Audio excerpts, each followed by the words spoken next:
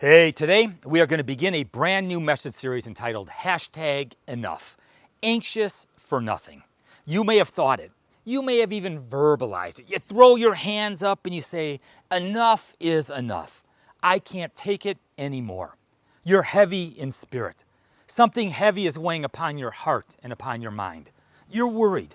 Maybe you're worried about a child who keeps making bad decision after bad decision. Or you're worried about a child who's heading off to college, a new experience for them and for you.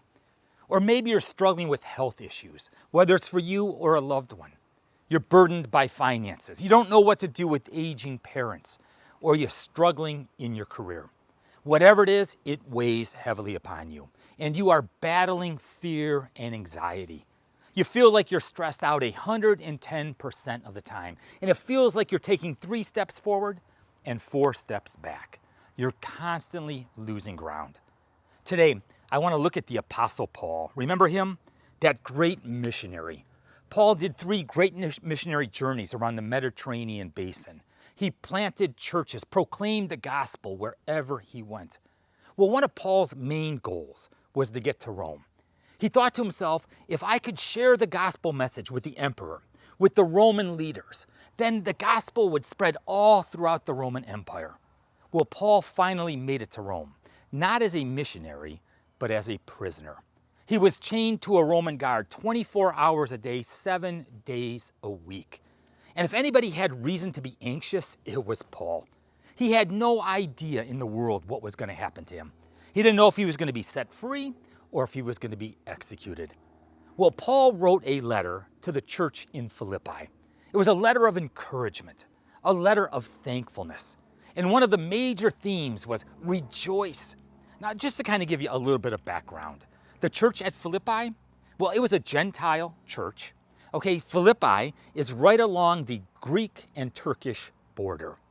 Philippi, it was full, the citizens were full of retired military. It was a Roman colony. It was considered like a Roman city, a city in Italy. I mean, they had all kinds of wealth and authority and privileges.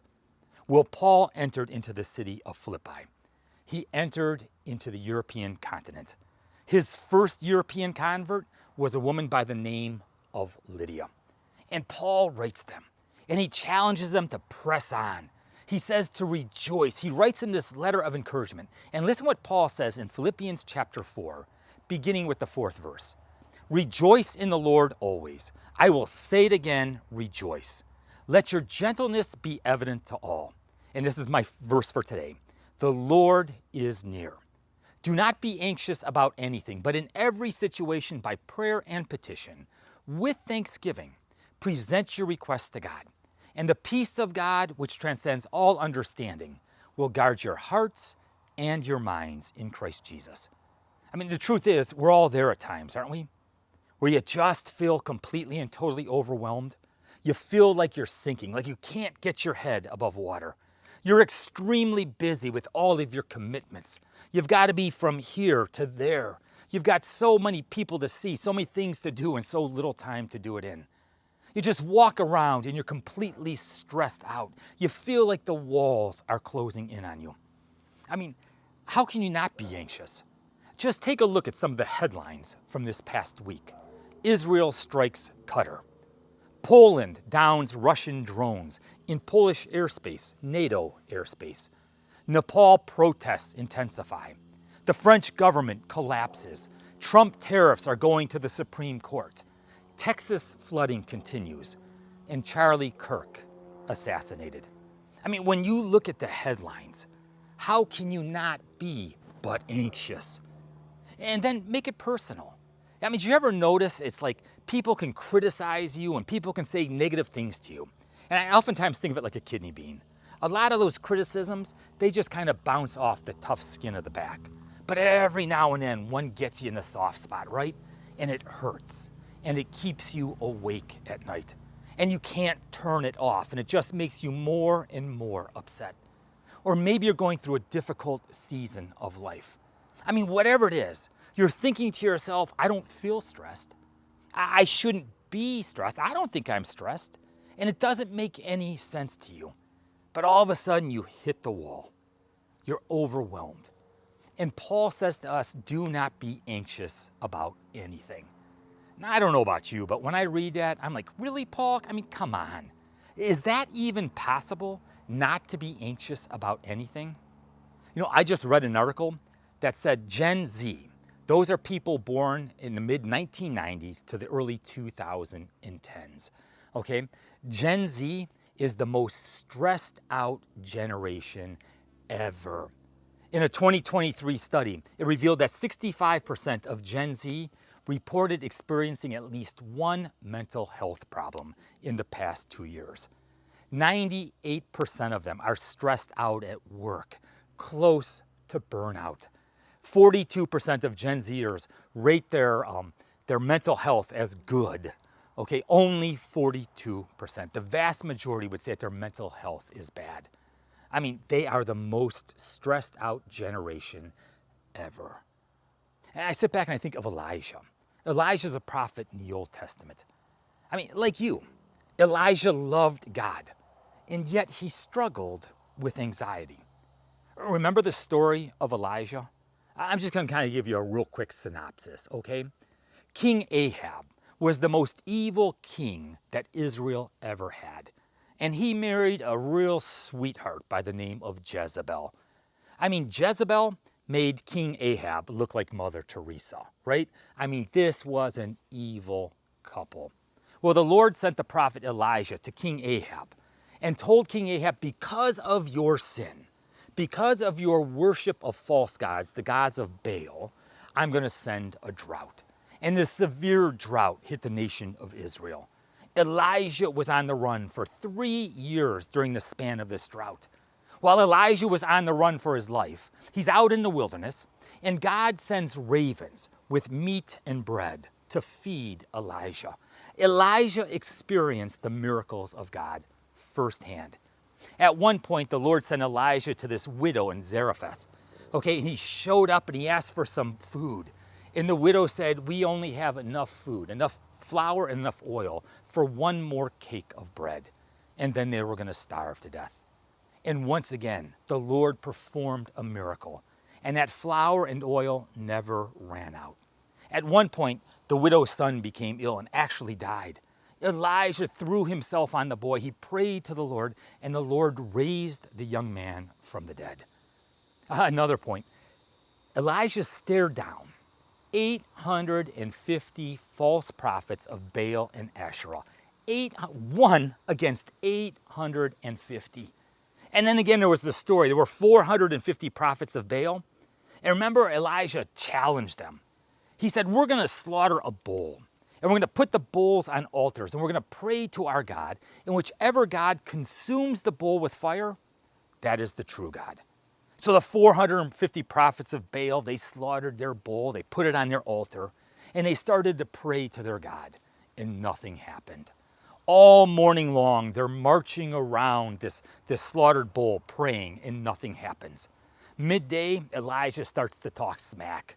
And he said, maybe they didn't hear you. And so they start cutting themselves and they're praying to God. Evening, nothing happens. Then Elijah slaughters his bull. He builds an altar, puts the bull on it, has people dump all kinds of water on top of it. He prayed to the Lord, and the Lord sent fire and consumed the bull and the water. The 450 prophets of Baal started to run. Elijah had them all captured, and then he put them to death with the sword. Well, needless to say, Queen Jezebel was not happy. She told Elijah, by this time tomorrow, I'm going to make you like one of those prophets of Baal. In other words, Elijah, you're dead. Elijah freaks out. I mean, Elijah walked with God. He experienced God's faithfulness every step of the way. And because of one grumpy old nasty woman, Elijah is completely overwhelmed. He's stressed. He's anxious. He falls apart. He becomes extremely fearful. And what does Elijah do? In 1 Kings chapter 19, Elijah was afraid and ran for his life. When he came to Beersheba in Judah, he left his servant there while he himself went a day's journey into the wilderness. He came to a broom bush, sat down under it, and prayed that he might die. Now, wait a minute. Do you get how irrational that is? Why did Elijah freak out in the first place? Why is he fearful? Why is he running away? Because Queen Jezebel threatened his life. And now, here he is underneath a broom bush, praying that he might die. I have had enough, Lord, he said. Take my life. I am no better than my ancestors. I have had enough. I can't take it anymore. I don't know about you, but in my life, have you ever experienced this? When one thing breaks, everything breaks?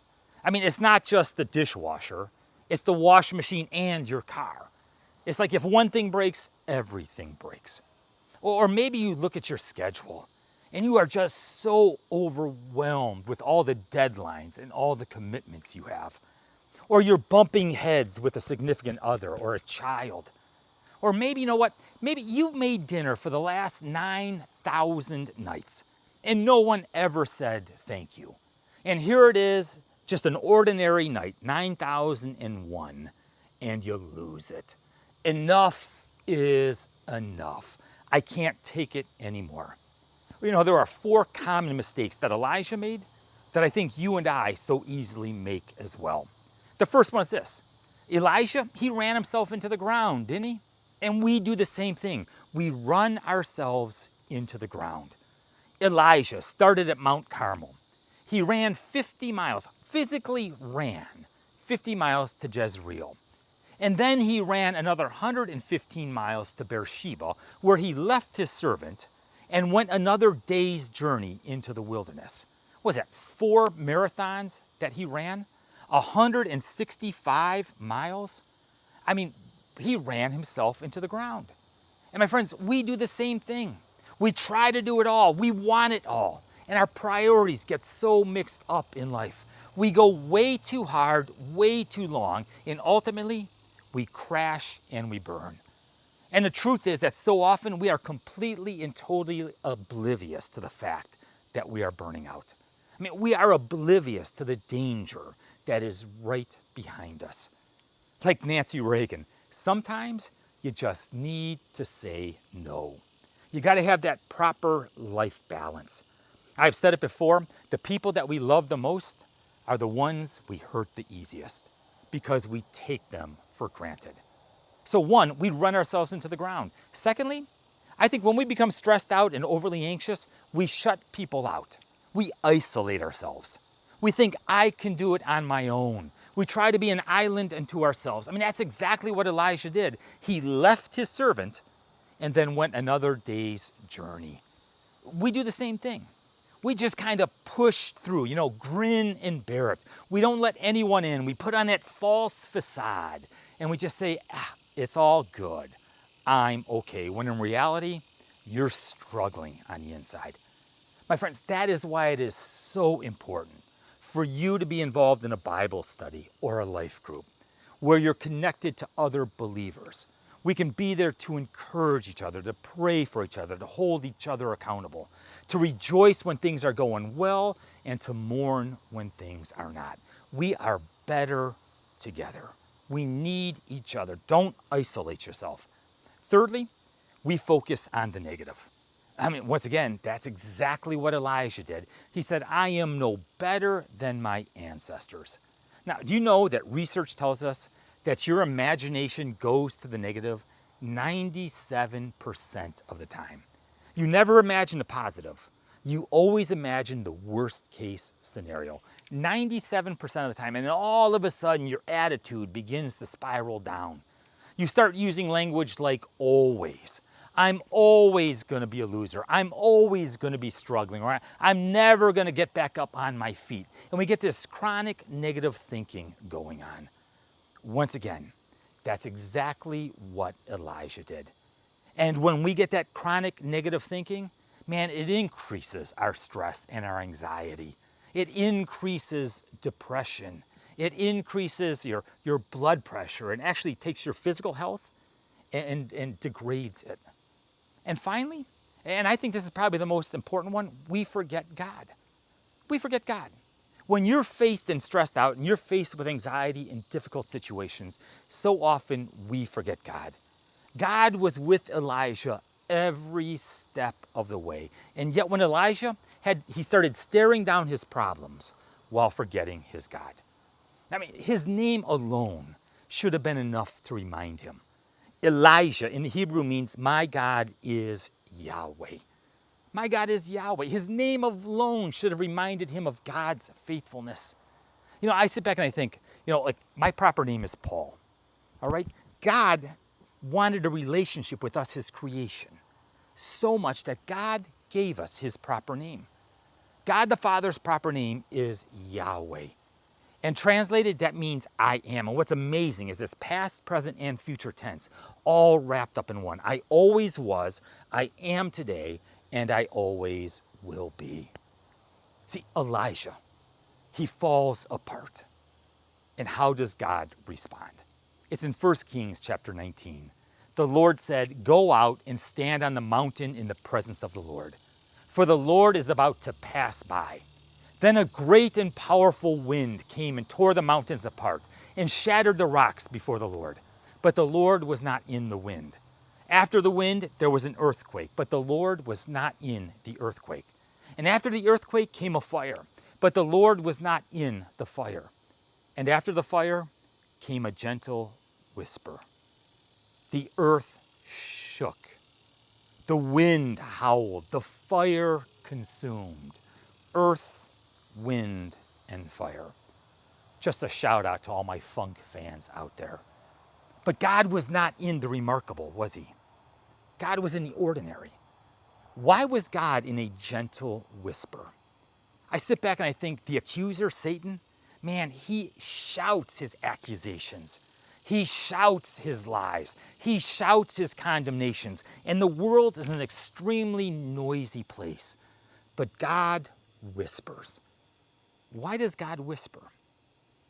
Because the Lord is near. See, when you whisper, you've got to be close to somebody. See, the Lord is near. He's near in proximity. The Lord is with you wherever you go. And he's Lord, meaning he's going to come, or he's near, meaning he's going to come back soon. The Lord is near. He whispers. He draws us in. He tells us that he's with us. He tells us that he cares. He tells us that he loves us with a never-ending love, that he's with us, and that nothing in all of creation will be able to separate his love from you. The Lord is near. My friends, in all honesty, anxiety is an extremely complex issue. And it's wise to seek help. I mean, it's wise to seek help, right? The wise seek the wise. The turkeys run with the turkeys.